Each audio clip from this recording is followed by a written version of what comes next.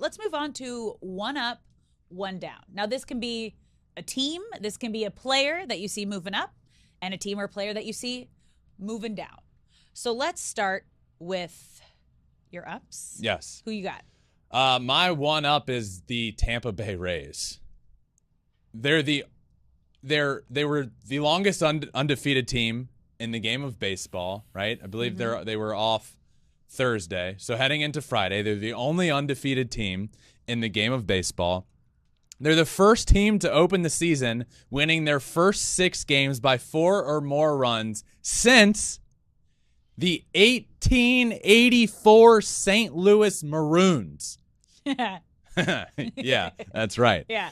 Their pitching has been lights out. McClanahan, 12 innings, 1.5 ERA. Zach Eflin, who got their largest free agent deal in franchise history, 5 innings, only 1 earned run in his 1 start. Jeffrey Springs made his debut and got 12 strikeouts in 6 innings, no hits in his season debut. Drew Rasmussen has been great, 6 innings, 7 Ks, no earned runs. The rotation has been historically good. And then Wander Franco doing what he's been doing. He came up as the top prospect in the game of baseball, and I don't want to say has been underwhelming, but has been a good baseball player when you'd expect greatness, and we are getting greatness this year. 417, 2 homers, 7 RBIs, 2 stolen bases. He's the centerpiece of that lineup, him and Randy Arozarena, but Wander is the guy that needs to be the guy for this team, and he has been. So historically good start to the year. My one up is the Tampa Bay Rays. What's yours? The pitch clock? No. My one up is the Angels. Yep, all right. They good. have a 4-2 start to the season. They are currently tied for first in the AL West with Texas, who I think are the 2 most impressive teams out of that division right now. Ohtani just picked up his first win of the season, looked great on the mound in both of his outings. We have Trout and Ohtani already going back-to-back with home runs in the first week. And the team they put together this offseason we're seeing is clicking on the field. I got hope. I got a lot of hope here. I've had hope for 10 years for the Angels. You but got this hope, one, and you got Hoppy. Yeah, we do. The guy, I said this the other, I mean, it was largely joking. The guy has played in like a handful of big league games, but he hit a homer, and I said, the greatest Angels catcher of all time just homered.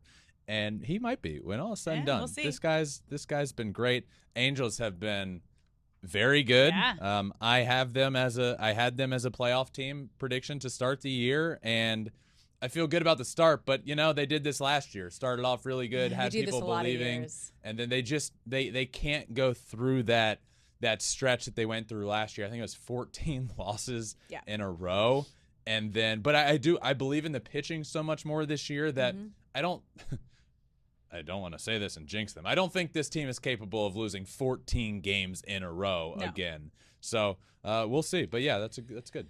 All right, now we're moving to our one down. Ben, who is your down? I had a couple of options here that I wanted to go with. One being the Red Sox, and I ended up not going with them because I didn't really believe in them to start the year. But man, has it been bad for the Red Sox. They got swept at home in Fenway by the Pittsburgh Pirates. Not good. My one down team actually is the Phillies. Yeah. The Phillies were in the World Series last year, as we all know. The Phillies added Trey Turner. Their offense is going to be insane this year, but they are just the 7th team in baseball history to start 0-4 after going to the World Series. The first in 38 years to do that. I saw this tweet the other day. It said, "Be careful out there, everyone." There's a picture of broken car window. "Be careful, everyone. I had 2 Phillies home opener tickets in my car, and someone broke in and left 4 more." Things aren't good there I in believe Philly. that in Philly. So, yeah, the offense is supposed to be one of the best in baseball. It hasn't been great, but their pitching has just really been bad. Listen to this. Team ERA leaders through 1 week.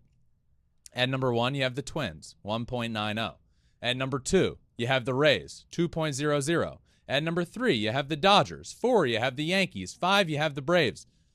At number 30, dead last, you have the Phillies with a 6.98 team ERA. That's not good. 0-4 start was tied for their second worst start in franchise history, behind the 1934 0-7 team. They allowed 27 runs in a 2-game stretch. It just happened to be the first 2 of the year. That's the worst 2-game stretch in their team history, and they allowed 37 runs through their first 4 games. That's their third most through the first 4 games of a season in their franchise history. It hasn't been bad for the Phillies. It's been brutal. Now they finally get to head home and maybe can figure it out. I'm not pressing the panic button on this team that I do believe will be good, but I said this a couple days ago, Alex. This team might lead the league in runs scored and lead the league in runs given up. And they're trending in that direction for sure. But you also have to remember, they got hit with some devastating injuries. Obviously, we know Bryce Harper isn't going to be back till mid-season, but then Hoskins torn ACL. Marsh got pulled from the game with a mild ankle sprain. Derek Hall, thumb sprain. Pitching side, Suarez out with forearm tenderness. Sanchez with tricep tightness. Nelson left hamstring, Song back tightness. So they're literally getting hit in every direction on both sides of the ball. Yeah. And it's tough because they were an off-season favorite with the addition of Trey Turner to do well, obviously coming off of a World Series appearance. Yeah. But this is definitely a World Series hangover. Yeah, like one of the craziest we've seen. But I don't want to say, like, yes, you are right. Injuries have played a factor here. But with a team with the lineup that they have, right, with Schwarber and Trey Turner and Real Muto and Alec Bohm playing well and Castellanos, like the stars in this lineup are absurd. Yeah. And at the top of the rotation with Zach Wheeler and Aaron Nola, to start the year 0-4 and to only have 1 win to this point, it's brutal. Bad. And I'm not going to blame injuries for it. Injuries have hurt them. Absolutely. Yeah. But if I know I'm not gonna just say like injuries are the reason for this, because it's been, and I know that's not what you were saying by any means. Mm-hmm. Injuries have hurt them, but this has been bad. Yeah, it's been really bad, and they need to figure it out because their team, as we see on the field, the team that we see right now should not be playing as poorly as they are. My down. Yeah. It might be the only time during the year I'm able to say this. My down is the Astros. Right now. Okay. Now, we heard Dusty Baker asked about the start of the season, and he said, right now, not much is going good for us. Not much at all. And I think it's rare. They had a three-game losing streak that they broke on Wednesday, so we saw a little bit of a turnaround. With the Tigers and 2 of those. Yeah. I love my Tigers. But like, you shouldn't be losing as like the World Series champs who just got better this year. So, yeah, my down are the Astros.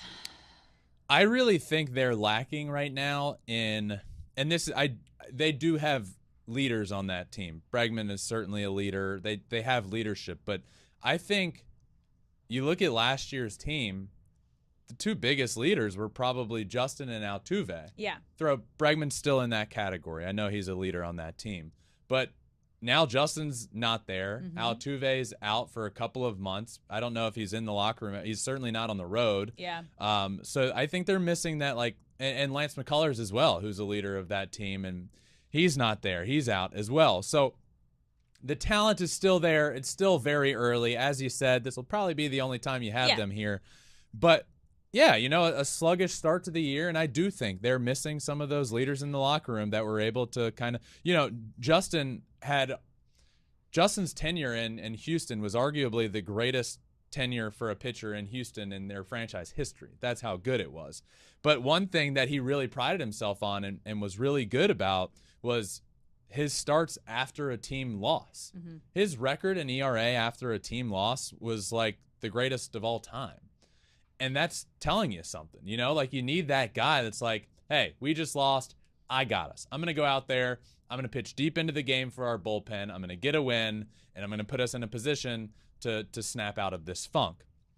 He's gone. Altuve out. McCullers out. They're just in a little bit of a tough spot right now.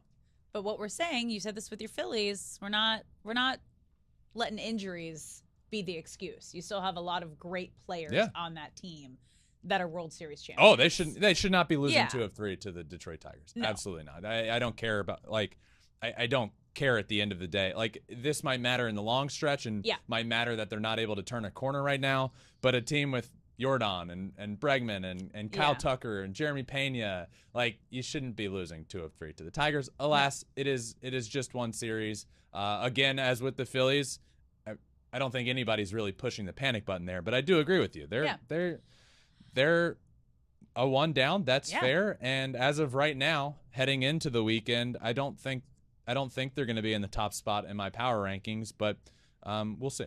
Thanks for watching. If you love Flippin Bats, swinging 3-0, or just talking ball, join us. Call us at 213-537-9339 with your questions. We have a weekly guest, and we have a lot of fun, so hit that subscribe button.